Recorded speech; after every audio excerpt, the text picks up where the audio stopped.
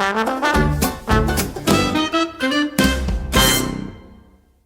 welcome to the Always Be Comedy podcast. Our guest today, someone that we champion and we love a great deal, Samira Banks. In fact, Tim, we even did a blog last Monday, alwaysbecomedy.com/blog, and it was called If We Could Buy Shares in 5 Comedians, and Samira Banks was one of the 5 comedians. Tim, because you got to put your money where your mouth is sometimes. Oh God, absolutely. I thought what I'll say, because I didn't write a blog, so I'm allowed to say this. It went down incredibly well, and I know the acts really, really appreciated it. I think it genuinely made their day, and they now have those quotes they can use for Edinburgh Fringe posters, and I'm looking forward to seeing it. If I'm honest, hopefully they use them. We do always try. If someone asks for a quote, we try help there, don't we? Absolutely, yeah, of course, yeah, because it's such a small thing that can mean a lot. Absolutely, and it's got to come from the heart. It's got to be someone that you genuinely believe in as well. Oh, absolutely. I think I know we can absolutely stand by every quote we've ever given. Yeah, for sure. And that was lovely, Tim, on that new tour. This guy's got something. Always Be Comedy. The fact that Jerry Seinfeld ran with that. It was a big part of the marketing campaign. So to the listener, I'm well aware how signposted that must have felt. Oh yeah. All right, where's he going with this? Oh, Jerry. Yeah. So the 5 were Shalaka Kurup.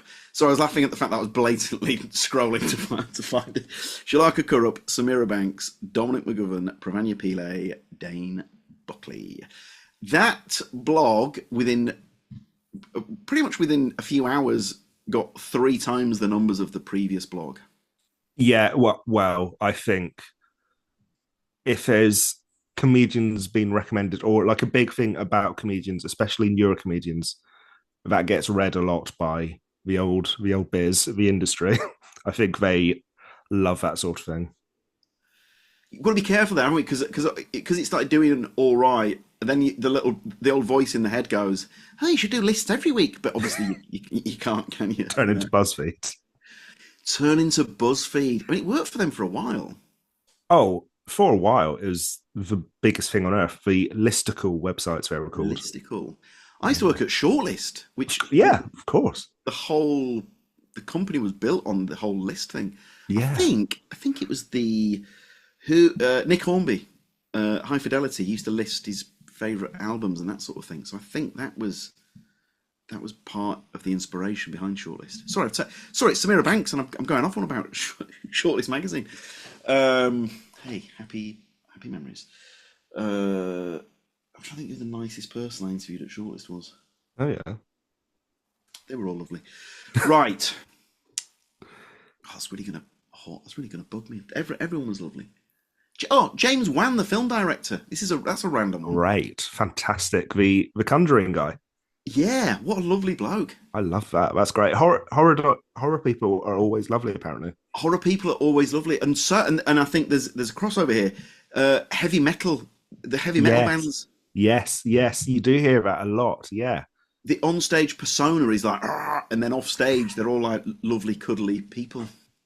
They have an outlet for their aggression.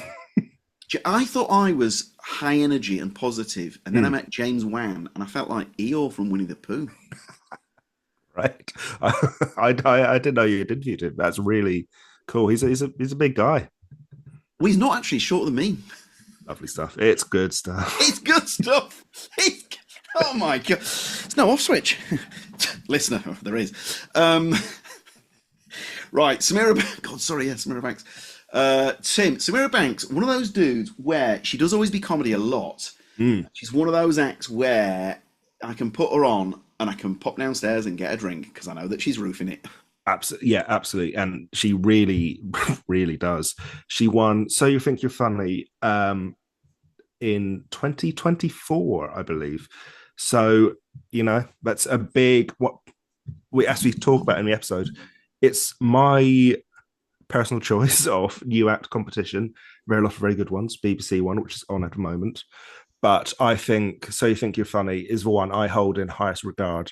And the fact she won that, she's joined a big old list of just some of the biggest comedians who are still around now who won it in like 1993, for example.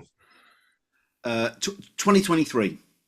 2023. Yes. Okay. Fantastic. Fantastic. Alana Jackson was 2024. She's played Whisby Comedy. Yeah, she has. Brilliant. Yeah. Very good. Very good new act. And in fact, I reckon we'll have the recent winner. Emails have been exchanged. I think we'll have. Sorry, this is really peeking behind the curtain here. By the time this episode comes out, I think we'll have Madeline Brettingham booked Yeah. in. Yes, absolutely. Yeah. Brilliant. Brilliant. Brilliant. It's always very exciting to see like a pretty much a brand new act because such is the nature of these competitions. Yeah.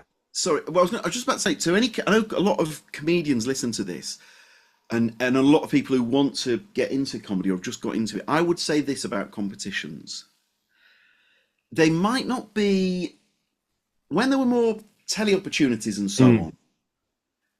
15 years ago and more. They're probably not what they might not have the clout that they used to have back in the day, and that is purely because I mean, like Lee Mack won it in '95, and then I think he got that TV show Gas. Yeah, yeah. I think pretty much. I think almost off the back of that, and that obviously, and then Peter Kay was a guest on that, who won it in '97. Yeah. And that's just by virtue of the fact that the industry is different now. So that run of Lee Mack, Tommy Tiernan, and Peter Kay, back to back winners. Crazy.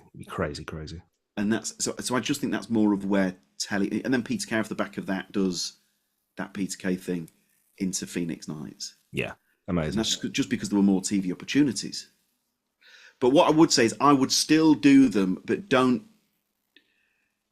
worry if it doesn't change your life immediately, is what I'd say. It's a handy way of people like us, I suppose, always be comedy in other places that book nights. They go, oh, right, okay, I'll check that person out. You know, they're nice things to put on a CV, aren't they? And even if you don't win, I mean, you know, if you get to semi-final, I mean, look, even if it doesn't happen for you in the competitions, it doesn't matter. There are loads of absolute mega dega doodah names. That's not a technical term. There are, you know, there are huge household names who, for whatever reason, it just maybe they hadn't found their voice or what have you. Yeah, it didn't happen for them in the competitions, or you know. So give them a go. It can help, but don't, you know, please don't worry if you don't win or you don't get to the final or whatever. That I think that's fair, Tim. that's totally fair. Some of the best comedians aren't necessarily good competition acts, so to speak.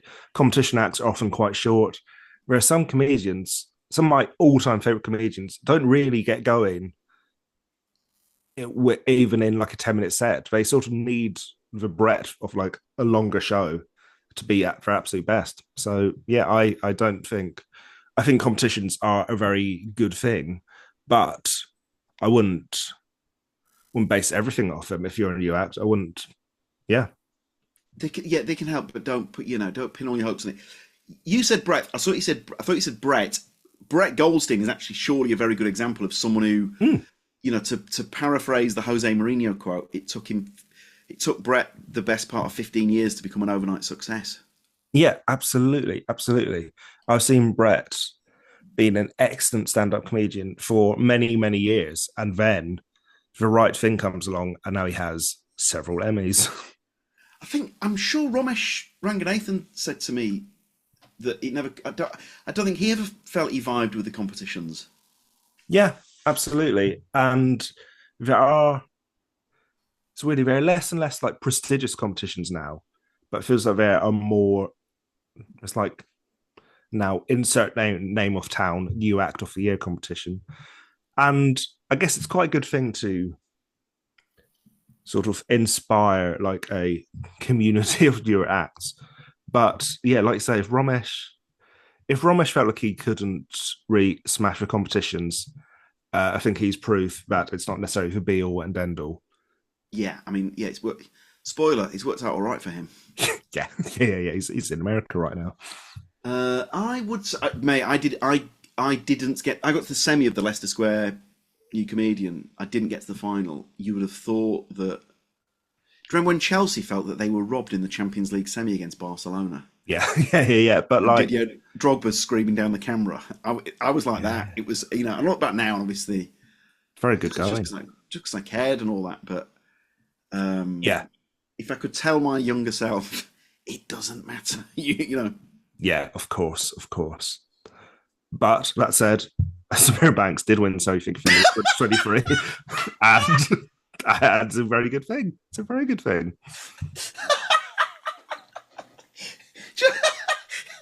Just to retract the previous 10 minutes of impassioned speeches, Samira won So You Think You're Funny, and it's worked out great for her. But then Samira, I mean, I won't spoil it. We won't spoil it. I mean, well, all right, then I'm going to spoil it. Samira she explains that. You know what, Tim? We'll let her speak for herself. Let her speak her truth. Yeah, I thought it was interesting, and I do have thoughts, positive thoughts, which I won't share. I could share in the post show. Let's say. Oh yes, please. Right. Well, look, I can't wait. Now, before we get to Samira Banks, you can see Samira Banks with Always Be Comedy Friday, the 14th of November. Check this for a bill. Hang on, is that this Friday? It's this Friday. Yeah. No, it's not. Is it? It is. Jesus Christ. The year's going by. Where is this year? I mean, anyway, this Friday, John Tottill, Lou Sanders, Tom Davis, Samira Banks. I was like, what a bill that is.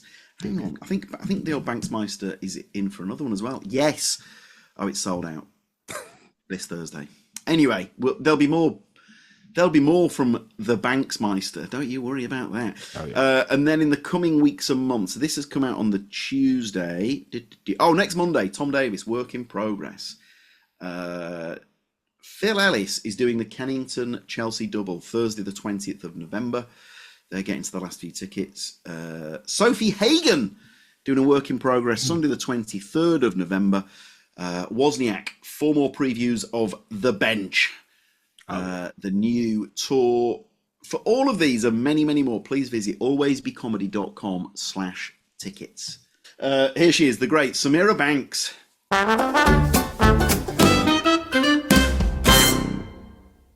Right, hang on. We'll start with this if that's all right. Of all the comedians who have a follow me on Instagram or follow me on the socials closer, whose is the best? Because lots of people have it, don't they? That's so hard because it's one of those things where, like, when you see it, you're like, that's awesome. But then you don't remember. I mean, I don't know who says it, but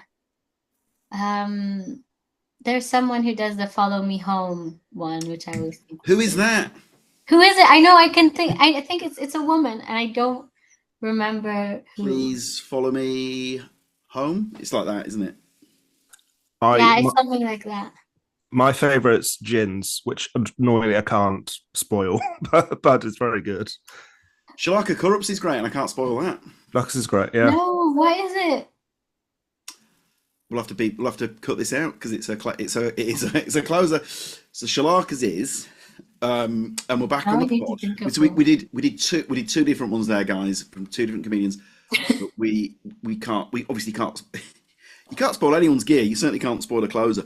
But I tell you what does make me laugh, and it's when someone who's they've roofed the set, they've been hilarious, and then they go, and you can follow me on the socials, and I'm waiting for the funny bit, and then they put the mic back in and walk off. Oh my God! They just genuinely. It does happen a lot. They just want people to follow them on the socials. Oh, I'll tell you who's good, and I don't think they'll mind me saying it.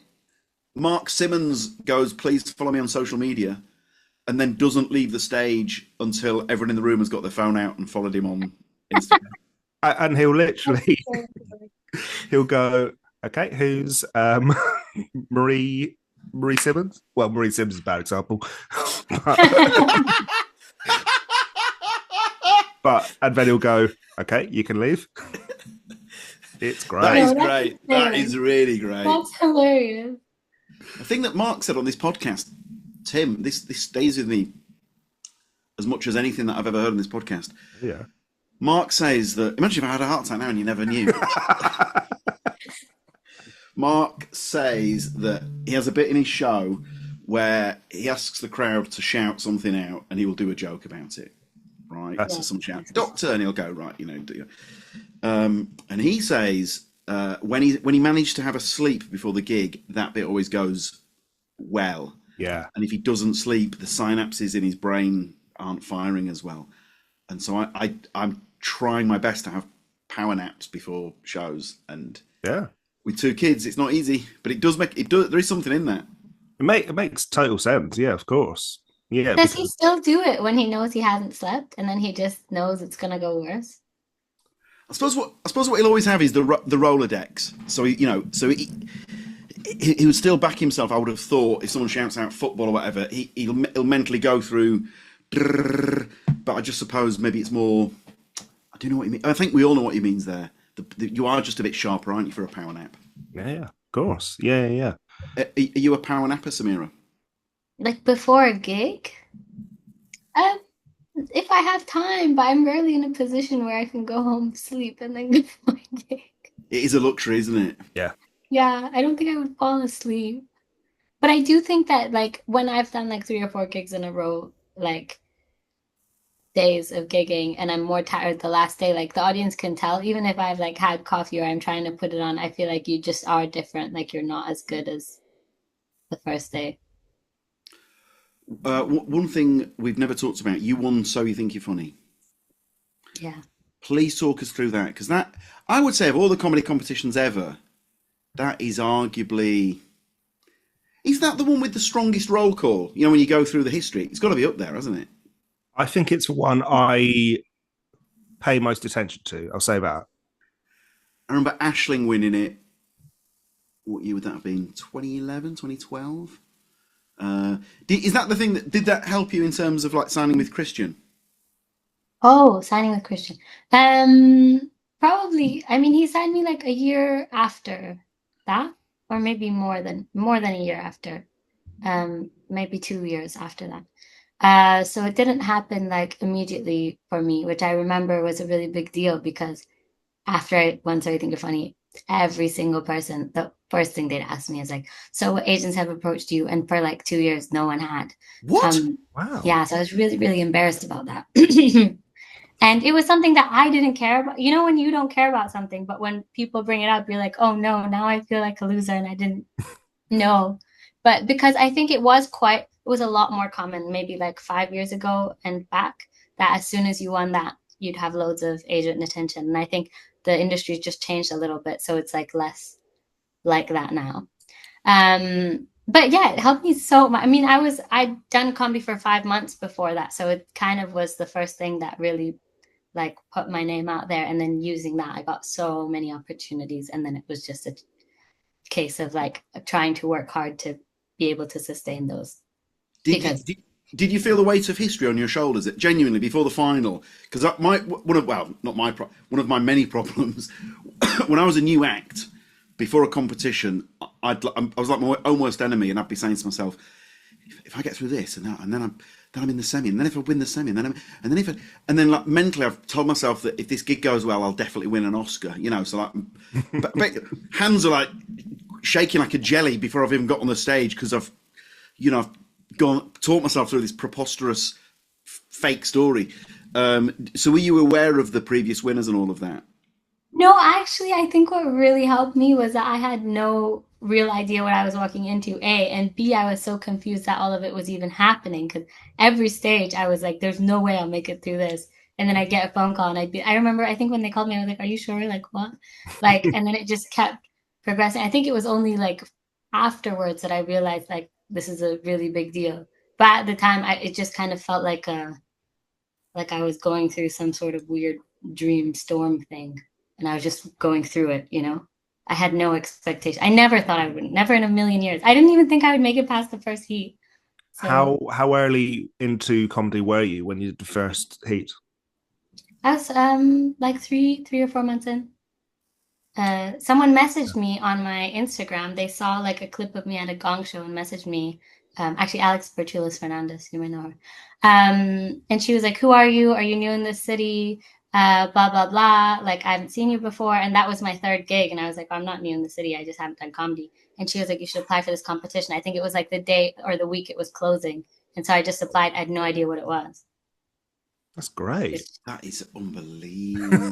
It's good, but it also made me feel so bad because then I'd meet people who'd been like, "Oh, it's been my dream since I was 7 to do this and stuff," and I was like, "Wow, I don't think I should be doing this," you know.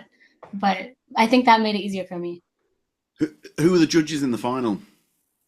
Oh, I don't remember because I didn't get to meet all of them, but I knew there was someone from Just for Laughs. I think her name was like Mariam something. There was a Greg. Ooh, what's his name? He's really Davis? nice. I don't know. It doesn't say on Wikipedia. So Fine. I've been looking it up. I'll look it up because he sent me the note that he had. Like months later, he found the note in his pocket of me winning, and he sent it to me in the post, which I thought was so cute. That is nice. So what I'm do trying to they find give you his name. feedback? Do they say what they loved Greg about it and all McHugh. that? Do you know him? Greg McHugh. Great. No, I don't think so. And then it was like Karen, Katie, and I think it was a panel of people, but I didn't meet them all. They just went off and discussed, and then they come back and they have like an envelope and they read it out, and then you're just kind of there like, what the hell? So what is that like when they? Sorry, how many rounds was it before to the final? It was the heats, and then it was the semifinals, and then it was the finals. So what's it like when they go and the winner is Samira Banks? It like honestly felt like I wasn't really like you completely dissociate, or I did. I was like, this isn't really happening. I was with Chantal Nash. Yeah. We were good friends, and we were both in the finals. And right before, Chantal said, "Listen, like if I win, make sure you don't scream too much because people will think that you won." Because we're such good friends, they won't know, and they'll think that like you think they're announcing your name. But then as soon as they announced my name, all I remember was looking up and Chantal just like screaming. And then I was like, oh, I have to go on stage now. It was crazy. It was so cool in hindsight. This is a grubby question. What do you win?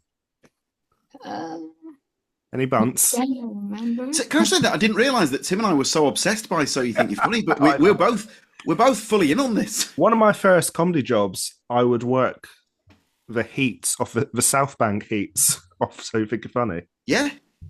I mean, a real. Did you guys both do it? Oh no, I've never performed. I don't think I did. I could be wrong. I don't think I did it, and I'm certainly not saying because if I had have done, I'd have definitely won. I must have. I don't think I did it, but I wonder. I must have done. I think I must be talking absolute bollocks.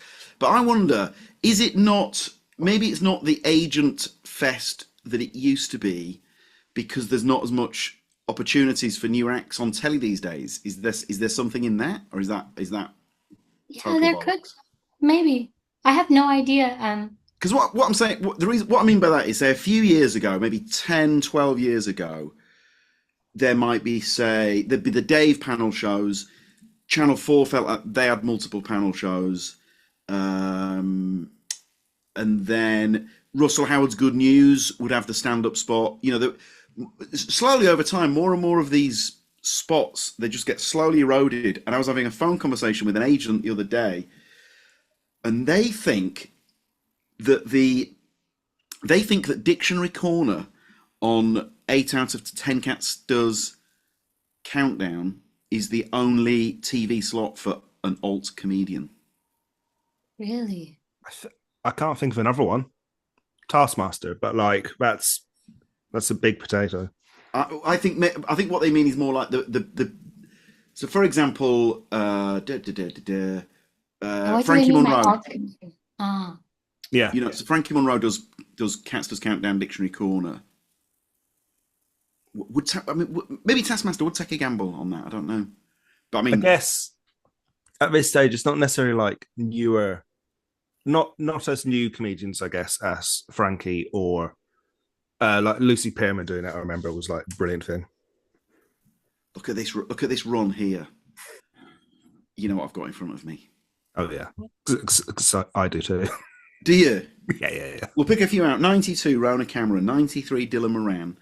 94, Martin Trenham. 95, Lee Mack. 96, Tommy Tiernan. 97, Peter Kay. 98, Rob Rouse. 99, David O'Doherty. And then you've got, say, Miles Jupp, 2001. Tom Allen, 2005. Daniel Simonson, 08. Ivo Graham, 09.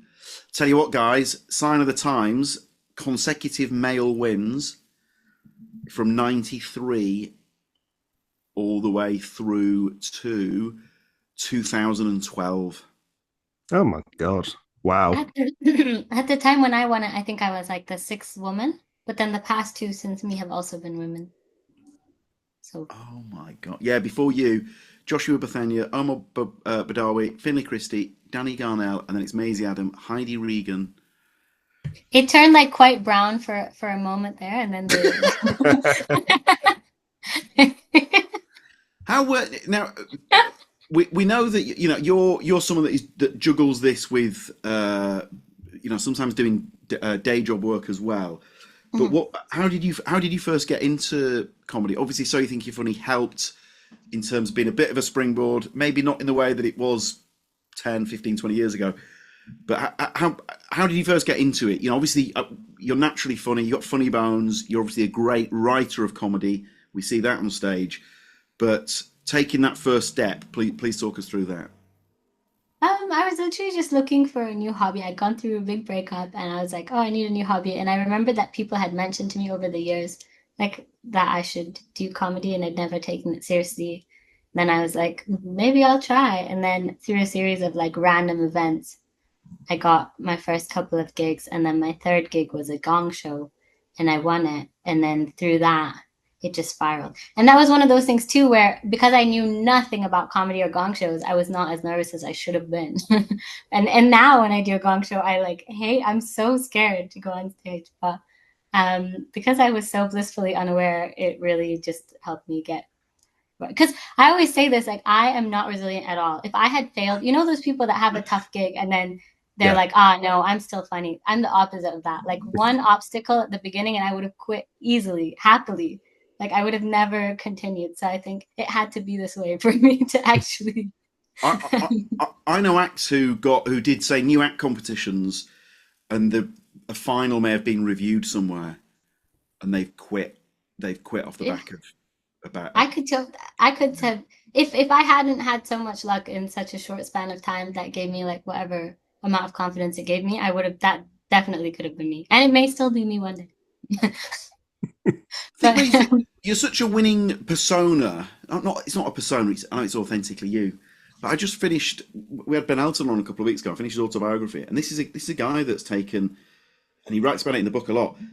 Almost 50 years of kickings from people on telly and critics and so on. I know that I couldn't cope. Would you be? How would you find that? I mean, I think that'd be your idea of hell as well, wouldn't it? I don't know how people have that kind of self-belief. Like I I don't. just don't like I still don't think I'm funny, like really. Like I'm like, oh, this is working out, but that's not a self-belief I have. So if someone says like you're not funny, I'm like, oh yeah, like finally someone sees the truth. Do you know what I mean? So I don't get those people who no matter what, they have this like really strong self-belief, but I think it's amazing. Like I would love to have that. Because even if you're not doing well, if you believe in yourself, that's all that matters, right? Because like at least you're doing what you want to do. Like I would easily not do what I want to do just because someone was like, you shouldn't do that. And I'll be like, okay. So I can't believe what I'm hearing here. I'm Because just not anymore. I think I've gotten better, yeah, but thank at God, first, Jesus Christ. it's just I don't know. Yeah. What we see with you as well is I know we did that piece the other day about if you could buy shares in five comedians, and the thing that was flagged in that is how much you enjoy gigging. So there's a picture of you at the Tommy Field, and you are literally laughing mid set, and we love to see it. You're having fun. Was that always the case from the off, or has that come with experience? No, that's definitely come with time. I think I used to be so scared. And then if someone told me, like, what's the point if you're not having fun? And I was like, that's so true. So now I try as much as I can. And it's hard not to have fun at the Tommy Field. I mean, it's a really good game. It's always really fun. But yeah, no, that's new. And I'm so happy I discovered that. I mean, was it always fun for you? Oh God, no, no. I used to get such terrible stage fright that I used to have to. I hold on to the mic these days, but out of I think I'm having fun. I'm enjoying it. But I used to grip onto the mic stand so that people couldn't see that my hand was shaking. Oh my God. So I'd be holding the mic, and these are like the first few gigs, but I remember it was Rudy's Revenge, I think, when you started. There was a night called Rudy's Revenge in No, Holborn, and maybe I haven't. I distinctly remember gripping onto the mic stand for. Now I'm holding onto it or I'm leaning onto it. Back then, if you'd looked at my hands, my knuckles would have been white because I was gripping onto it so tightly. So I And suppose what it's was driving you to do it if you weren't enjoying it on stage? lifelong, literally lifelong dream. But for the first few months, my nerves used to be atrocious. It's But interesting. but It's then good to hear. Yeah. I've read all the self help, and a recurring theme is, and obviously if I was going to get into a cage with a shark, that's different. But often you're nervous about something because you care so much. I've heard there's a cricketer, Graham Swan, who was brilliant for England and he had a great career, but he's not a cricket fan, so he didn't give a shit. And I think that helped him. And he says that some England players, they love cricket so much and it means so much to them that their nerves can get in the way. So sometimes nerves, you just sort of have to teach yourself, I'm nervous about this because it's important to me and it matters. So it's, as long as you reframe it like that, that's self-help speak. That's a And that good is so thing. true. It's such a like thin line between not caring and that making you great, and then not caring and that making you bad, and then also being scared for it to make you good, but then being so scared that it makes you worse. It's like a Yeah, oh, mate, 100%. There's a quote from Bruce Springsteen. It's something about what he's like before a gig, and he says something like, "Oh yeah, it's fantastic." And he basically describes like borderline throwing up. So if Bruce Springsteen is nervous before a gig, then I take comfort in that, I suppose. Now, how are you finding? And I asked this question as someone who juggled a day job for many years with it. How do you find doing that, Samira? well, I recently, like 3 months ago, went from full-time job to part-time. And that's made a huge difference because when I was doing it full time, I was also gigging way more when I was working full time, like maybe 6, 7 times a week. 'Cause right after off the back of So You Think You're Funny, because I was so determined to like deserve what I just accomplished. I was like, I need to get better. And so that was really, I don't know how I survived that. I think I just didn't see, to be honest, the difference between having a part-time job now is that I actually get to have time to see people I care about, like my friends and family. I think for like 2 years or something, they kind of understood that I just don't have time to see them. But now that I do have time to see them again, I'm like, wow, it's so nice to have a life. Chortle once held a comedy seminar when I first started, and I wish they'd do another one because I thought it was amazing, right? And they had a writers panel, they had a promoters panel, they had an agent panel, and I think it was Lisa White from Glorious, and a piece of advice she gave was, and I've not followed this advice as much as I should have done. Remember that you got to live a life in order to draw upon experiences, because we've all seen the comedians who every routine is another gig story, because obviously all they're doing is gigging. Does that help you creatively in terms of remembering to see friends and family and so on? 100%, because also you're just happier, and when you're happier, you're better at thinking of ideas, I think, because otherwise, like I can easily go into survival mode, and just like work and gig and work and gig and work and gig and not think about anything else, because it's not that hard physically. It's just that after a while you just become very drained, and then it's hard when you do want to sit down and think of stuff. You're just not, you'll take 2 days off, you'll go hang out with a friend, go to the gym or whatever, and you'll suddenly start having ideas again, because I think that part of your brain just switches off. You're one of the best writers around. I don't. Can I say a bit? The different skin coloured condoms, right? Please take us through what's your creative process, because your writing it's right up there. Now we've heard different people have different approaches. Sean McLaughlin literally stands in a kitchen, speaks out loud, backs himself that something funny will come out. Other people go for a walk. Other people lock themselves away. What's your process like, Samira? To be honest, I wish I had more of a process. But at the moment, I just write notes on my phone and then kind of go on stage and build on that. But what really helps me is writing with other people, um, because it kind of makes me focus in a way that I don't do as much when I'm by myself. Like even if they're not coming up with the idea, but just saying the idea out loud and bouncing it off someone else. Like before I started doing it with comedians, I would do it with my friends or my flatmates. Like if I have an idea, I'll come home, I'll be like, say it to my flatmates, and then from there, I'll be able to work on it and build on it. But like the colored condom bit, that was an ad I saw on the tube, and I So, was like, this needs to be a bit.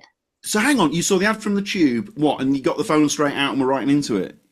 I took a picture of it. No, I maybe wrote the bit like 4 or 5 months after I saw the ad. I just took a picture of it and I was like, I know that I need to write a joke about this, but I don't know what the joke is going to be. And then I think months later, I realized this is what the joke is. Do you have that? Like sometimes I think of something and then for months, I don't know what the joke is. And then it'll just one day I'll be like, oh, it's this. 100% yes. I had it with Crystal Palace and there being lots of Christians in the team, and I knew there was something in that. And then again, it was, I've had that thought in my head for ages, but I didn't know what the angle was. And then again, weeks, months later, it's, I don't know what it is, but something drops in your head and you it's like, oh, that's what it, but I don't know what is that? You know, it's almost like the snow globe, you know, the old snow globe metaphor. And then finally the bits of coconut or whatever your kids use to make it have settled, and you that's what it is. Yeah, it's almost annoying. Like I wish I could say like, oh, I do this, and then it just, but it's much more random.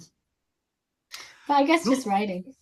And also that thing of, and it's a tale as old as time, but you know, when you try new material and the bit that you put, I would put the mortgage on this bit working and it's tumbleweeds, and then the throwaway thought that you had and you say that out loud, oh, you're like, oh God, how is that possible? I'd gone on holiday and something happened to me in a chemist that I thought was just, oh my, this is, and the BAFTA goes to, and I did this bit and it was absolute crickets. And then a random thought on the flight home, I said out loud, Tom Davis was there, and he was like, that's the best new bit I've seen for blah, blah, blah, you know. It's really frustrating when that happens, I find. Because you're like, what do you guys want? Now, I promise Christian hasn't told me to say this, but is there a big plan for Samira Banks? You know, some people are like, yeah, I want to do this. Like, for example, Edinburgh next year, is that on the radar? It's not. No. The big plan for Samira Banks is that everyone is being incredibly kind and patient with her while she figures out what she wants to do.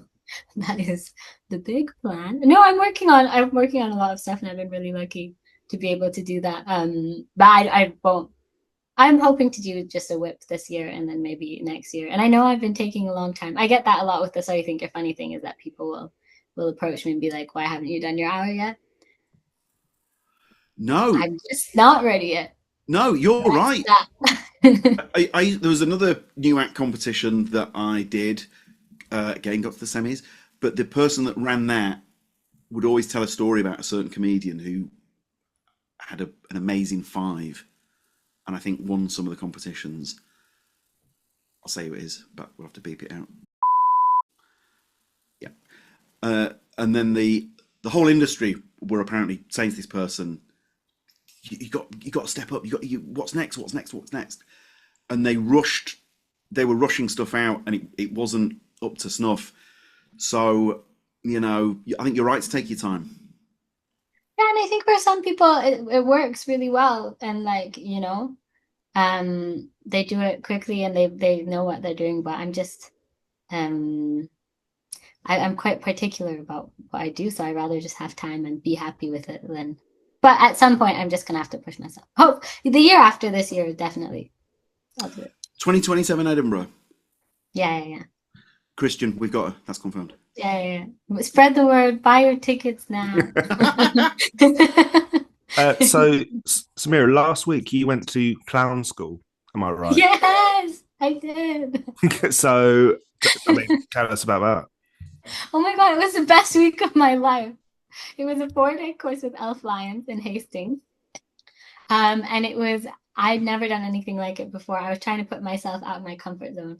Because as you say, even though I'm quite good at joke writing, my performance, it can always get better. So I was like, I'll go and try to make myself uncomfortable. And the first day, I went with my friend Hugo Hayes, and we came home, and I was like, why the heck did I sign up to this? This is terrible. I feel uncomfortable. And then after that, something just kind of changed. And I think like what she does it really well in like just like making you like overcome your kind of like, I don't know, like your ego or whatever, and like just opening yourself up to doing this very weird new thing. And then like 4 days in, I think I felt like a changed person. I don't know if it's going to affect my comedy, but as a human being, I feel healed. It was incredible. So who's on the course? Is it just comedians? Are we talking? Right, please go on. No, actually, so because we did it in Hastings, me and Hugo were comedians, and I think there was another comedian from up north, who was slightly younger. But everyone else, it was a mix of like people who've been to drama school or are doing like acting or clown stuff, and then there were like 4 or 5 older women in their 70s and 80s, maybe 70s, who were just doing it for fun, like, and that made the course so much better because they didn't care about anything. Like they were just out there to be the silliest version of themselves. And they were kind of like, I spent my whole life being so uptight and I don't know why I did that. And now I want to be crazy. Jesus Christ, it's like a Julie Walters film. It was beautiful. And at the end, Hugo taught them how to dab. And so they incorporated that into their performance. But one of them didn't know how to do it. So she kept accidentally doing the Nazi salute. And it was just, it was like out of a movie. Like it was. If Richard Curtis is listening to this, he's going to be all over this. There's something the thing is, genuinely, there's something beautiful about that. Couple of women. Yeah. I don't want to say twilight of their lives. That's a bit morose, but to embrace that at a certain age is that's a heart swelling thing, isn't it? And it was really inspiring because I think also there were lots of younger people in the course, like in their 20s. And like you would see the difference between how self-conscious the 20-year-olds are and how these women who've lived their full lives, like they're able to just strip themselves of any kind of embarrassment or anything. And you think like, why am I living like this if I could be free? So are you thinking... So you think it will help you with, say, act outs and things like that and improvising? I think even just like being present and like looking at a lot of it was about like how to interact with the audience and to see them and to understand, how each experience with an audience is different. And I like until that point, I think I always saw my interaction with the audience as like not a battle, but it's like either you win them over or you don't. Type of thing. It's like you against them. Whereas like the way Elf set out her whole course is like very much like how can you like they're bringing something and you're bringing something and it's like an experience you're having together, which I think is a way I never looked at it before and will hopefully help. And just connecting. I just want to be better at connecting with the audience. I really pull back. I get scared. I did an improv course, Monkey Toast, for all 5 levels of it. The things that you're talking about there, I sincerely hope it helped. I feel like it helped. But you're right in terms of being in the moment, when you're asking someone a question, actually listening to them, reacting from it, the panic hopefully going away, rather than asking someone a question and just thinking, I've got to say something funny, just being a bit more in the moment and it being a bit more organic and all the better for it. Exactly. Like she was even saying like, oh, when someone laughs, you should lean into that and like interact with them, which is so interesting because I think automatically when someone's laughing really loud, I don't look at them because in my head, I'm like, okay, check, like that person's done. I need to focus on the people who aren't laughing. Whereas like, it's actually probably better to interact with the people who are actually enjoying your material, This is it. And if you do see it sometimes, if someone can take a pop at an audience member, and even if they didn't mean it in a bad way, but it can kill the vibe of the room, can't it? Yeah, done that a lot. Now, we live in an age where more and more comedians are getting their phones out for podcasts, crowd clips, more video content, and so on. Is this something I don't want to, I nearly said Samira Banks rather than you, given that you sat here. Is that something that you have more an interest in leaning more into, or is that just not your bag? For example, we know some comedians who are sharing clips because they feel that they literally have to in order to stay relevant and so on. But we also know some comedians who steadfastly, refuse the, and I, whichever side you fall on, I totally get it. Obviously, you've shared clips from ABC, and long may that continue. We're very grateful. But what are your thoughts on that in general, that sort of thing? Well, I'm kind of in the middle. Like, I know I have to do it, and I'm trying to, I'm trying my hand at different types of content to see what works. I don't enjoy doing it. I wish it wasn't the case. I wish I did come up at the time when comedians didn't have to do that, because I really don't like the internet. I just don't like the entire idea of social media. Yeah, I don't like it, but I am trying to embrace it because I have to. So I guess I'm in that camp, whatever that camp. Yeah, I love what Bridget Christie's doing. She'll share something, and then the caption always says, "Tim, what's the line? Content, sharing content to promote tour or something like that." Yeah. And it's stuff from like the Kevin Eldon show or like a Harry Hill sketch from like years ago. It's really, really great. It's like archival stuff. I love it. Yeah, It's I love so it, and good. I love the fact that she's owning it in such a way as well. Oh yeah, God, absolutely. Do you Yeah. guys, how do you feel about it? Um, I think it's a great thing. Like I really like that sketch has become such a big thing on Instagram, especially. Like yeah, he if you, did one with Ali Woods recently, Oh, and Ali's obviously.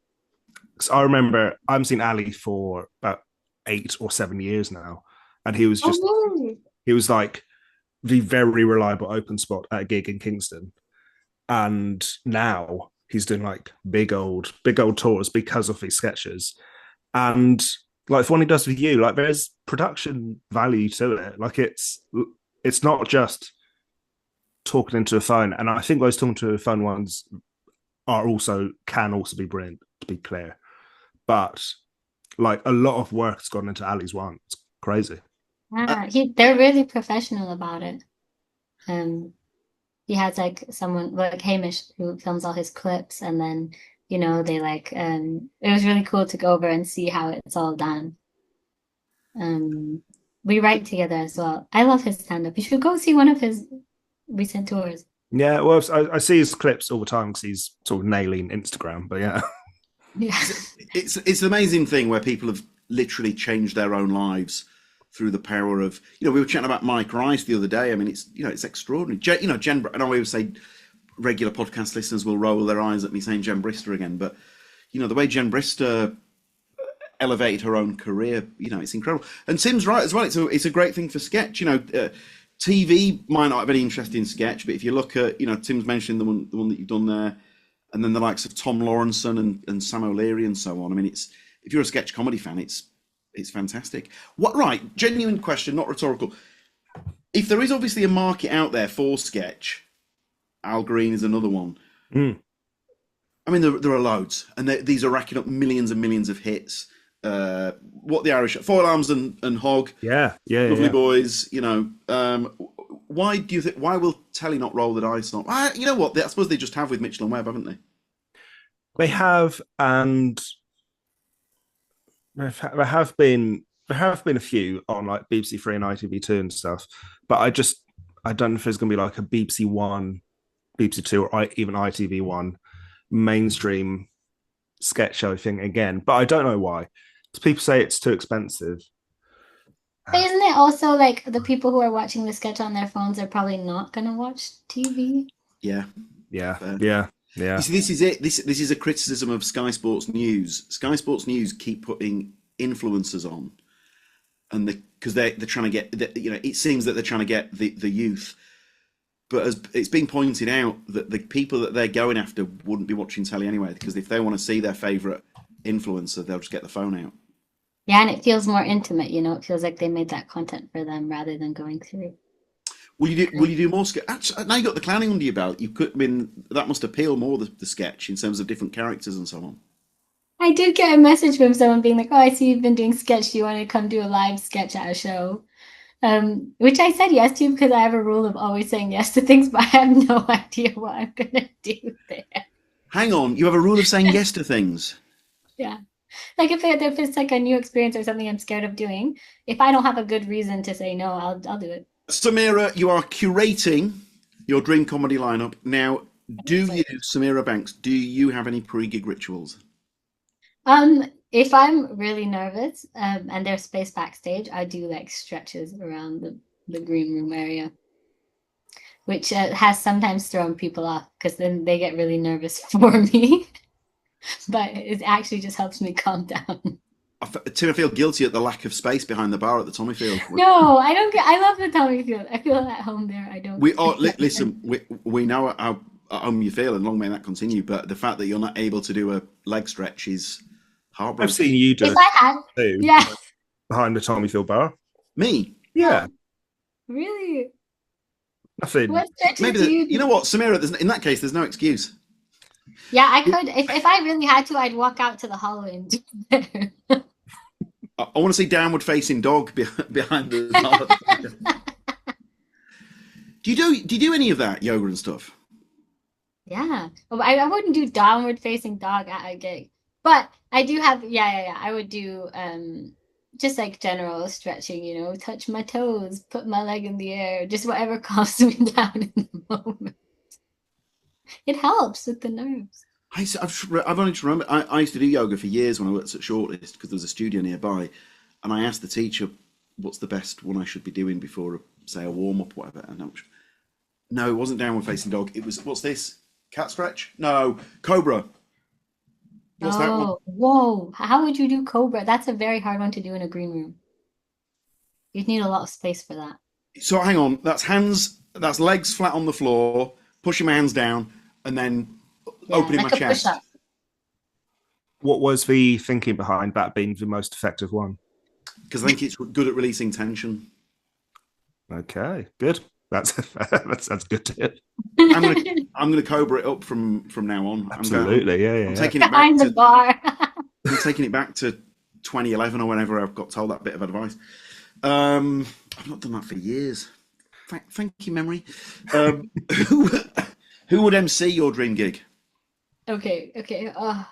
This is so hard because I like so many people on the circuit. I just, but I think my dream gig would be emceed by Junior Booker. Do you know it? Because, okay, the theme, I know you said some people have a theme. The theme is, you know, silly and it's chaos. And it's the perfect balance between silly and chaos. And I've never been at a gig that Junior MC that wasn't in some way beautifully chaotic. I think he's a very talented comedian, but he also brings an element of chaos that needs to be at my gig. When I first started doing comedy, him and Michael Odewale really gave me a lot of support. And I used to do Junior's Night in Lewisham, which he emceed himself, and it was a moment. It was a vibe. You'd have to go there if you hadn't been there. I love Junior Booker enormously. When I started, first few years was someone that I would gig with a lot, and he booked me for quite a few of his gigs. So I cannot. You've made me feel very warm feelings about Right? as I remember. Yeah, He's a so lovely guy. good at helping new comedians. He really is. He's a lovely guy, so likable, great stage presence. I think that's a fantastic choice. Thank you. And you can already imagine like the kind of the vibe that's the gig is in at the time when he's MC. He's really funny as well. He's so talented. He's really good at Joker. I think like not that he's underestimated, but he goes on stage and sometimes he does this persona of like, oh, I don't know what I'm talking about, but he knows exactly what he's talking about, and he's so good at it. Anyways. Great choice. Who opens the gig? Okay, Heidi Regan. Oh, this is a great gig. Oh, hang on, and the theme is chaos and a bit and silly and so on. Yes, it's I'm all in. silly and chaos. So imagine Junior Booker emceeing, and then the vibe change when Heidi gets on stage, you know, And because she's silly, but in such a different way to Junior, which I think really complements each other. And yeah, I've just like looked up to her ever like since So You Think You're Funny, because obviously she won that. I go to see her shows in Edinburgh every year. I went this year, amazing. Last year, like she's just, I love her. Her videos online, unbelievable. She's found this really good niche where she's like herself in such a brilliant way. And did you see the squat video? It got like millions of views. It's so funny. No, Where she does I'll definitely check it out. I'll send it to you. She does like she like does kind of like pretending to say a real story, but it's obviously fake, but in like that dramatic conspiracy theory music kind of. Anyways, she's opening. Yeah. So she's found her own niche with the online videos. Yeah. And she's someone that I wouldn't have thought would have gone down that route, I think, because she was so successful without doing any of that. I'm delighted for her. Yeah, you should check her videos out. Is there a more? But I'm not on. I think Tim's the same here. We're not on. Look, no shade if people are, but we're not on the old grams a lot. We'll post stuff, and if I'm if I'm at the loo, I'll have a bit of a scroll or anything. But things drop off your algorithm if you don't click on their stuff a lot. So I've had people say, "Oh, do you watch such and such?" And I follow them, but I just haven't seen. Someone told us about Tom Davis. Tom Davis, what does he sell, Tim? Is it some sort of protein powder or something? Oh, I think so. Something like that. Now, Tom's a friend, and we follow each other, and I was like, no. And then, how could you not have seen them? So it does happen where, just by it doesn't show you everyone. No. I noticed like a lot of the people that I follow and I like, it doesn't show me their videos. I don't know why. Yeah. What's interesting is because people who have had massive careers in telly and traditional media and so on, a lot of comedians, and now they are also doing the talking to the camera thing. I'm noticing a lot with certain comedians, and they're very good at it, but it is interesting seeing how much they've embraced that as well. And it does, and for whatever reason, it's not quite translating to hits, is it? No, but the person that I'm thinking of, it really does, and they are very good at it. It's just like we're playing a game of Guess Who. I know who I'm thinking of, and I regret saying it out loud. I know who you're thinking of as well, but I also know who I'm thinking of, and I mean it as a compliment. I know. I don't know who anyone's thinking of. I know that Tim knows who I'm thinking of. God is a nightmare. But that's just through being close friends that we think we often. Oh yeah. Our Venn diagram is essentially a circle. Yeah. Absolutely. Yeah. Well, hang on. This is not like me. This is a lack of sleep. It's for me to not think positively. Who can we say who you're thinking of? Where it's translated into? Oh, hang on a minute. I know. I've got this. I can save this. Look at Josh Pugh. Oh, God, of course. Yeah. I mean, Christ the Father, Christ the Son. What is it? Christ the Father, Christ the Father. I mean, that dude has. He's blazed a trail, hasn't he? When it's come to the talking to phone videos. I mean, they're unbelievable. Yeah, incredibly good, and like no doubt is one of the reasons he's got a Channel 4 sitcom, and no doubt one of the reasons he sells so well. He has found an outlet which is so brilliant, which he can just do. He can do in what he has to do in one take. There's never any cuts. We were both thinking of him. No, not what I was thinking of. But yeah, but the reason why we pivoted to Pew is because it's such a objectively positive and successful example of that, and the fact that he comes up with a unique take each week, multiple characters. I mean, it's just, he now has multiple characters to rely on. And that was the gaffer, for example. I mean, it's just. Oh God! What Tim and I? You can probably tell we love Josh Pugh, right? But sorry, just to bring it back to Heidi Regan, and are delighted that Heidi has found her niche. One of the best sets the Tommy Field has ever seen. Really? Yeah. Absolutely. The Angus night. The Angus night. That's far too niche. That's far too niche. If you've not listened to the podcast before, it's not normally this niche. Yeah, I feel so bad. No, that's not what we want. That's not what we want. I took us down a cul-de-sac, and then by getting us out of the cul-de-sac, I think I took us down 3 more. Who would middle? Okay, middle, Lara Ricotte. Oh, Yeah, what a night this is.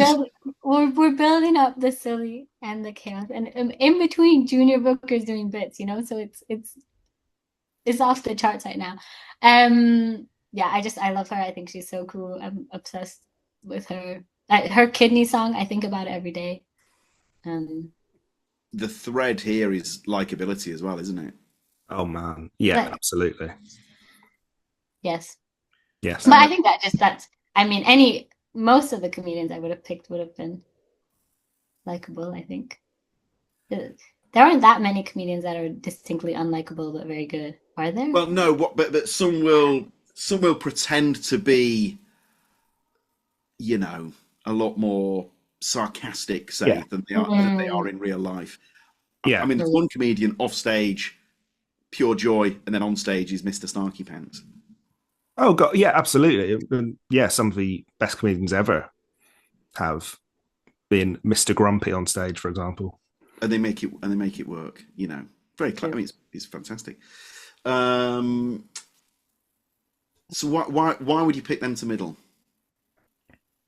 It's just every time I've seen her shows, I think she has this infectious energy, and it's just hilarious and a joy to even be watching it.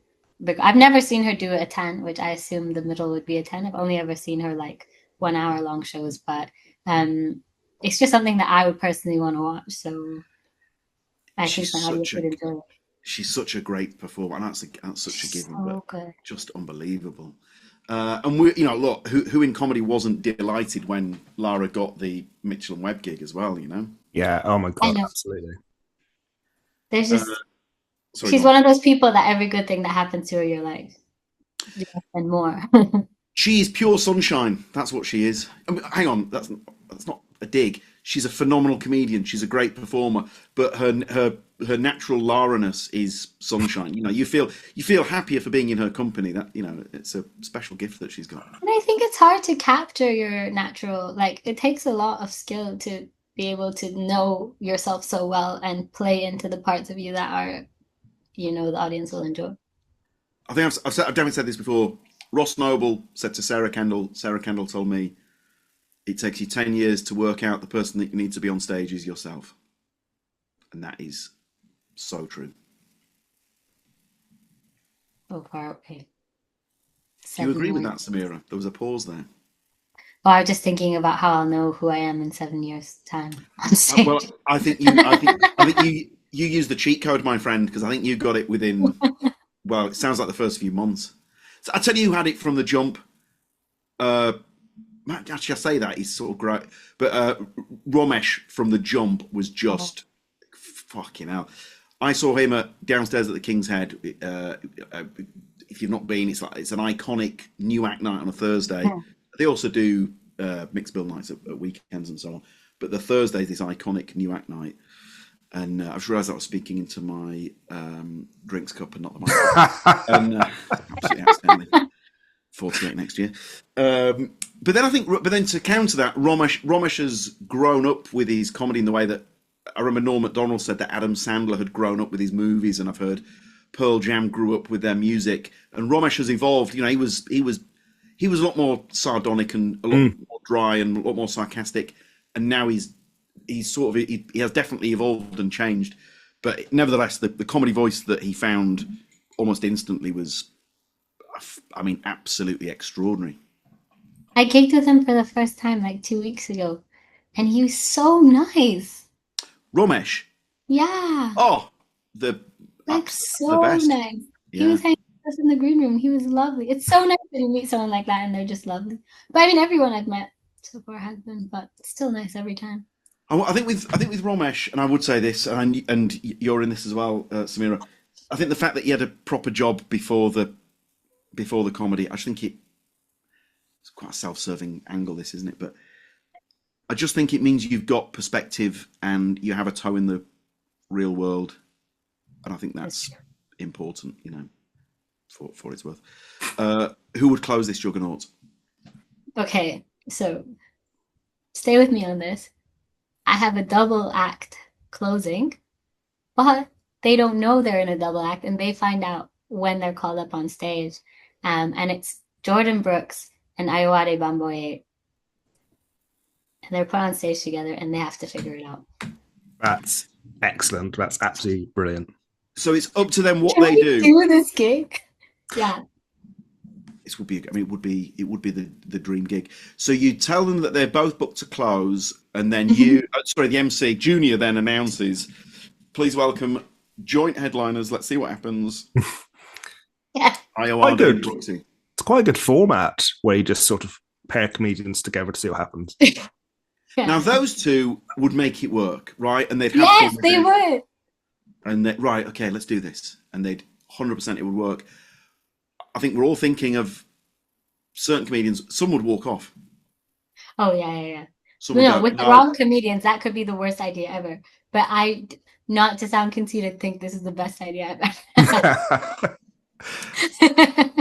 I think, they're both so in the room and just receptive and responsive to anything that happens. It's really... and just the way they react with each other would also be absolutely hilarious. Imagine if it backfired, though. We're like, oh, this is going to be so much fun. The two of them are like, no, this is not what we were booked for. This is unprofessional. And they both storm out. You're like, God, didn't see that coming. Jesus. They would not do that. But Junior Booker would still somehow find a way to wrap it up. They would. They'd roll their sleeves up and they would muck in, wouldn't they? They would do it. There's no way they'd leave. That would shock me. Can we just say, we always like it when someone puts a bit of extra thought into the format, and the fact that you've come up with that. And it wouldn't be like the Rory when Rory Scovel, I can't remember who the other comedian was, they had to perform their sets side by side on Conan. Have you ever seen that? Oh, it's great. It's really good. So Conan goes something like, oh, don't know how this has happened. So sorry, but it's been a booking mishap, and we've booked two comedians. No way. Please welcome Rory Scovel and... God, I'm so sorry, I can't remember the other comedian's name. And they both come on and side by side perform their sets at the same time. At the same time? At the same time. It was John Doerr. It's very good. Watch it. John Doerr. You know what? I'm grateful you said that. I've taken so many notes. We had Rory Scovel. We had Rory Scovel at ABC a couple of weeks ago, and that is top 10 best sets I've ever seen. Really? I still think about it to this day, and I still do the Jesus act out at home on my own. He has a routine. Maybe I shouldn't burn one of the best routines I've ever seen. He has a routine where he does an act out on the last days of Christ, and I think Rory Scovel is from a Christian background, so it's not punching down or anything like that. It's really, really incredible. It's informed. It's informed. Have you ever seen the clip of the atheist comedian on what was that comedy show called? Last Comic Standing? No. And Norm Macdonald is a judge and tells him, what you're doing is not brave. Really? I haven't seen that. Sounds great. Well, Norm had Christian beliefs. I think he was a Christian. And so he comes at it from the Christian point of view. Because I think, there was a time where there was such a thing as atheist comedy almost, wasn't there? I mean, there was that, what was the Robin Ince had that night. It was huge. I went to it at the Apollo with a mate. 9 Godless Carols, is that what it was called or something? Oh, yeah. It was something like that, yeah. It's an unbelievable night. Robin Ince, Ricky Gervais, Stuart Lee, Tim Minchin. Yeah. There were loads of it. It was What I'd say about that Rory bit is for the most part, I feel like Christianity is sort of done in comedy. I sort of feel like I've heard every single joke you can make about it. And the fact Rory's bit was so good is very, very much a compliment. Very exciting as well. Very exciting. Yeah, absolutely. Where can I watch it? I think on his upcoming tour. I think he's touring it. Well, no, it's right now, isn't it? He's touring it right now. So if he does this as a special, I'm sure he will. But it was great to see a piece done on religion that wasn't anti-religion. Tim's right; that has all been done to death. Because when I was starting out, there were loads of atheist comedians, and the angle was sort of like, "Huh, what are you? Huh, you a Christian? What are you? An idiot?" And that was like end of. It was that over 10 minutes, you know. Yeah. If you find that Norm bit, it's great. Sorry, I sound like I'm about to tell everyone to go to church. I have so much Googling to do after this. Now, has there been an incident that you would love to somehow replicate at this gig? Okay, so this didn't happen. I was in the green room when this happened because it had happened at the gig right before the gig I was at. So I was at Frog and Bucket for one of Altaf's. You know, Altaf, he runs Desi Central. And it was like one of the gigs that he was running. And we were in the green room, and basically this massive kerfuffle happened outside because this man at the gig had brought his side chick, girlfriend, whatever, to the comedy show, and the wife, the sister-in-law was there. So the wife's sister was there. And so she starts taking pictures of him, and he starts going like, "You're not allowed to take pictures of me, blah, blah." He's like, she's like, "I can do whatever I want, blah, blah." And then security had to get involved. They had to remove them, everything. That, and I think, if that happens at my gig and Junior Booker's emceeing, I just can only see it going well. Junior would be taking pictures. Yeah, I think. But it was funny because it's like you wouldn't crazy to bring your secret girlfriend to Frog and Bucket. Yeah, that's a really public place. Was it Sigmund Freud who said there's no such thing as a coincidence? So Sigmund Freud would say the dude wants to get caught. Yeah, but then he's so angry when they're taking pictures of him, and then they're allowed to do that. I used to work at a place, and this was when I was still drinking, and there was a drinking culture at this place, right? And what happened was we all finished our shift and we all said, let's go for a drink. And we were all in our 20s, and, it's so random, And so what we did was we said, right, we'll jump on the tube and we'll just get off at a random stop. And so we got on the tube. Should we get off here? Yeah. And then should we walk in this direction? Yeah. And so all completely random. And we walk into this random pub, having taken a random direction from a random tube stop. And as we walked in, there's a director of the company there with the woman with whom he's having an affair. And he saw 10 of us walk in and just looked up to the skies as if to say, "You are fucking joking." No way. Yeah. I mean, his whole body language was like, all right, fine. There's no attempt to pretend that this was, oh no, this is a friend. It was just like, you've been so busted. So I do have sympathy with that guy. I'm not saying he wins Citizen of the Year or anything, but at least he was trying to hide it. Yeah, no, like if obviously you don't want to be personally involved in the incident. That's one of those things where when you watch unfold, it's hilarious. But obviously, if it was your life, that sucks. So we need to make that distinction. It happens at my gig, but it happens to someone I don't know and don't care about. And I hope it's for the best. Outstanding. So you brought a little bit of Jerry Kyle. It all plays into the chaos angle. Yeah. Exactly. And then imagine after Junior Booker is taking the piss out of this guy for being caught cheating, Iowade goes up. His life is, he's become the butt of the whole show. Now, has there been an incident that was not happen at this gig? This wouldn't happen at this gig, but my, I think, worst gig was when I went on stage. This was like back, it was an open mic, and I started doing my jokes, and I did some crowd work. I started picking on the person in the front row and making jokes about them. And then in the second half, realized that was a comedian. Oh! Yeah. It's what Matt Ford would call a blue-on-blue crime. Yeah. And then he went on stage and just made horrendous jokes about me. It was awful. It was awful. But that was Hugo Hayes, and we went to clown school together last week because we after that became really good friends. Lovely. Oh, this is great. That's the mother of all callbacks. Thank you for being. That's great. Friends ever since. I think we should put this gig on though. I feel really invested in it. Yeah, it's a great gig. You can buy tickets for this gig tomorrow, 7:00. Um, now, final question: how do you? The thing is, there though, that's what you've done. It's just an innocent mistake, isn't it? What, the Hugo thing? Yeah, now that when I was about to bring him up, I was like, oh, I've mentioned him. Oh, was that an accidental callback? Yeah, because that was a story I was going to share regardless. Outstanding.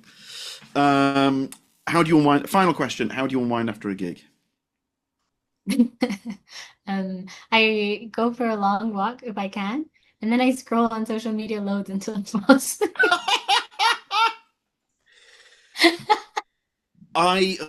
Tim, what do you do? I try to. Tim and I will WhatsApp each other later at night. But then, Tim, if you realise, sometimes I'll go deathly quiet because we'll WhatsApp each other, and then I put my phone away. Just, sanity, I suppose. I don't think any of mine are healthy particularly. The good thing is it takes me like an hour to get home, and that's plenty. I don't need to lose my adrenaline particularly, but like over an hour that'll happen anyway. And then I find I do most of my work in the evening, like not the evenings, at like post midnight, and I've realised that's because there's not people to chat to on my phone anymore. So it's just it's the first time I'm not distracting myself with that's good. Chatting, basically. So it's like, oh God, finally I can edit a podcast or something. Do you have this too? Like if I have a bad gig, if I come out, I'll immediately call someone and speak to them. But if I have a good gig, I don't do that. I once had a gig that went so well. This was I was emceeing 99 Club at Ruby Blue. Oh, nice. But this was like, when you say, the listener might be thinking, hang on, you want all your gigs to be going well. But I mean like ridiculous, I mean like insane. And it went that well that I phoned Brett Goldstein. It would be midnight. He must have thought, what the fuck? Hey, what? Hey, I just had a really good I was day. like, I think I've just had the gig of my life. Pathetic. That's really cute. Not pathetic. Great. That's lovely. But hang on. I feel shame that I brought this up. I cannot emphasise what a freakish gig this was. It was one of those where if I like scratch my shoulder, people are like, oh my, where is he getting this from? This is like seen in Caddyshack where the old guy plays the round of golf of his life before getting struck by lightning. It was that had happened to me on stage basically. There's no shame in that. I'd have sneezed and a Mexican wave would have broken out. This is unbelievable. And then back to planet Earth with your next gig. It went that well that two people came up to me for a selfie afterwards, and this is how rare this happens. I was so happy, and I did it on my own phone, and then they walked away, and obviously that picture's no use to anyone. Yeah, of course you can. Yeah, here, get in. And then man, what an absolute fucking putz. I was there the other night watching Michael. It was so good. You were doing what? I was there the other night watching Michael Oriwali at the 99 Club. What a great comedian. Beautiful. Just such a good thing to do. I was walking back from a gig actually, and I was like, I could go home or I could walk past the 99 Club and go watch Michael do a set. Oh, that's lovely. Great. That is a comedy purist. Yeah. Sometimes you just have to enjoy. Samira, right now, if you... We're taking it right back to the old socials thing. Samira, what are you on the socials? At Samira Banks Comedy. Oh, it's an absolute classic. At Samira Banks Comedy. So, what would it be fair to say that if somebody was going to pick one, they'd go for Instagram because that's where the videos and so on are? Yes, follow me on Instagram. If you have any ideas of a good closer involving my Instagram name, message me on Instagram. I don't have that. And this podcast made me very self-conscious about that. So I'm going to be working on that for the next few weeks. Oh, God, now I feel awful. We used to have a recurring bit at Always Be Comedy, and I've not done it for years because it stopped being funny. But I would say, if you've enjoyed it, do you remember this bit, Tim? Yeah, I do. I do remember it. If you've enjoyed it, it's when we were in Unite and we needed all the help we could get. maybe I should bring it back because there's something in it. If you've enjoyed it, please spread the word. Tell your friends. If you've not enjoyed it, just keep it to yourself, right? And then that I promise that was like a good closer. Thank you, good night. And then what happened was I'd go, keep it to yourself, and it was becoming tumbleweeds. So I stopped doing it. You know, something just there's that bit on that Talking Funny where, oh great, I'm referencing Louis CK, brilliant. But he says that, you know, if you've seen this bit about comedies like fruit on a vine, it grow sort of like it's at its best as it's growing, and then it withers and then it dies. I mean, there is truth to that. That explains why some bits just stop working. Yeah. God, Tim, remember that Stormzy bit I used to have? Yeah, I mean that changed reaction for a different reason. That's not on you. Why? What was it? Oh yeah. And it didn't even. I was going to say actually, the reaction didn't change. It just felt less appropriate to do anymore. Yeah. Well, due to certain advertising campaigns, I suppose. Oh. Is that what you're referencing? No. Shit.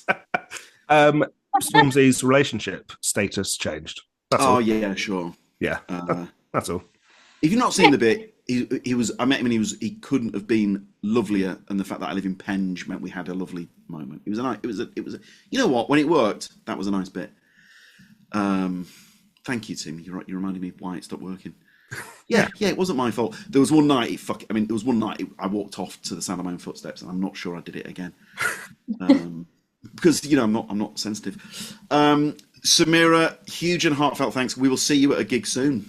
Yes, thank you for having me. Have a great day. Thank you, and I'm sorry that we've given you homework that you're now going to be thinking of following on socials closing. Next time I see you, I'll give you my opinions on all the things that I'm not going to watch. A reading list. Take care. Thanks a lot, Samira. Bye. Huge thanks to Samira Banks. You know what, Tim? What a lovely person as well. Great comedian, lovely dude. Great person. There's a reason she gets booked as often as she does. One, she smashes a gig, but also, if you're great off stage, you're coming back. She is a delight, as I'm sure you just heard. Yeah, I love having her on. It does help, doesn't it? A lot of Boys Comedy is about the vibes and about because if you, I think our theory is, if it's lovely vibes off stage, that will transmit and translate to on stage. Oh God, absolutely. Yeah. Often one of my favorite bits of the night, not my favorite bit, is between like 7:30 and 7:45, when just acts are starting to arrive and doors aren't quite open yet.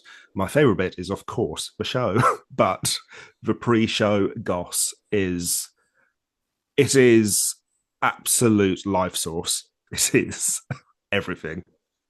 It's the closest we've got to a social life. Yeah, well, yeah, it absolutely is. Such is how it works. Yeah. This Sunday, but that would be Sunday that's just gone. I'm going to the football with an old university pal. Lovely. I shudder to think the last time we saw each other, and that's all my fault. But hey, but you are. In fact, you've made the effort now. Great. It's hard to maintain friendships. I think that's true. I think when you get to a certain age, that's life, isn't it? That's the vagaries of life. Oh, it's very much happening for me now in my early 30s, for sure. One of my best mates lives north of North London. I live South London. For us to meet up, it's essentially you may as well go from like Leeds to Manchester. Yeah, he might as well be in Scandinavia. It's just so far away. Relatively. Abbas, I know that you listen, and I'll see you soon. Right, Tim, favourite Samira Banks memory? I think... Oh, I don't know. I think it might be the first time she ever did Always Be Comedy, because we knew that it was going to be the first of a lot of gigs for her, and that is exactly what happened. Yeah, it's always so exciting when there's a new act you've heard some buzzy things about. Maybe they've won a competition. And you're like, let's see. And then they're on, and instantly you're like, oh, great, they are completely brilliant. My memory sort of ties in with that. We've had her support big old names. She's done a few of the Brett Goldstein shows. She might have supported Stephen Merchant. She certainly She's been on before Adara O'Brien. There's a lovely clip of that on Instagram, by the way. The fact That's great. You know what? Yeah. That must be it. Surely the Dara Samira crossover. I thought that was really good because it's quite bold to include such a big act in your set, but she did it so well. And the fact we sort of she's been given, I guess you could say, reasonably big tests. She's essentially opening for big old comedians, and she just rises to a challenge every time. So I think it's that. I think it's just how well she does performing with the cream of the crop. If you've not seen the clip, you'll be able to find it if you go on Samira Banks' Insta. She talks about the name Dara, and then he claps back is the phrase, isn't it, that the kids use? Yeah, but in a friendly way. Oh, is clap back negative? I think so. I think. Oh God, so. what's the nice version of God? This is like educating Grandad. What is a nice? Hang on. Let's find out. He runs with it and builds on it. Nice way of saying. Oh yeah, runs with it is good actually. Claps back. Oh God. God, this is rubbish. What's he do? Responded in kind. You know what? He did respond in kind. And also, a lovely thing I want to praise Dara for, he collabed on the clip. And that's great. That's a really cool thing for him to do. Yeah, you're absolutely right. Look, we love Dara. We love Samira Banks. We'll be... I mean, Samira, Tim, we'll certainly be seeing a lot more of Samira at ABC. Well, twice this week. yeah. It doesn't get much more. If you've not seen Samira Banks, be sure to check her out. She's a really good comedian, but Tim, it's the writing that really pops, isn't it? Yeah, she's such a brilliant writer already, quite pretty new into this career still. So it's just so exciting to imagine where she's going to go. As she says, Fringe probably 2027. Get excited already. Already start marking your calendars. I should have said she's a brilliant comedian and the writing really pops, not but. Yeah. Good. Yeah, absolutely. And.